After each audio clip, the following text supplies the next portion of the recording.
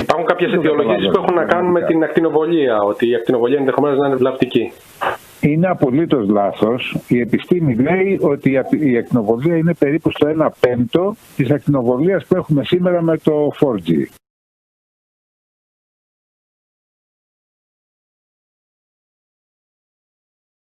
Rolling out powerful 5G technology throughout the United States. However, some studies show a link between cell phone radiation and cancer. Dan Cohen has the story.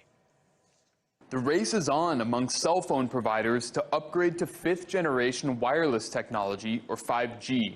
That would require installation of new equipment across the US, a gargantuan effort every wireless company is already working on individually.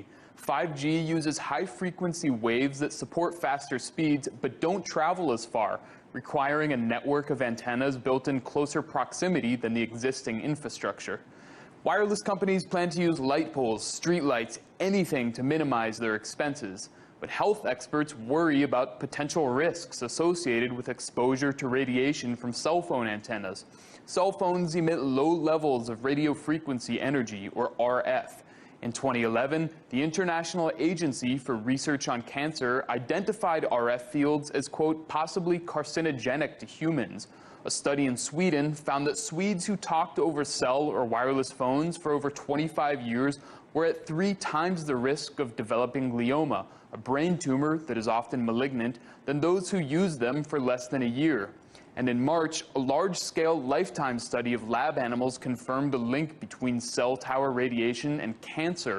The animals were exposed to levels legally permitted by the United States Federal Communications Commission.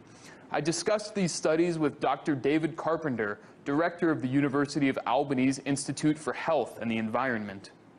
They show a very significant increase in glioma and glioblastoma only on the side of the head where you use the cell phone regularly, and increasing with risk the longer you use it. They also have some evidence that the younger you are when you start to use the cell phone, the greater the risk. Carpenter said these risks can be avoided by using the speaker function or an earpiece and keeping the phone a short distance away from all parts of the body. But the 5G rollout will effectively expose the entire population to dangerous effects. The rollout of 5G is very frightening because what this is going to do is place a mini cell tower every 300 meters along every residential street in the country. And that's going to mean that nobody is going to be able to escape the radiation that comes from those 5G devices. If you walk down the sidewalk, if you live in a house there, you're going to be continuously exposed.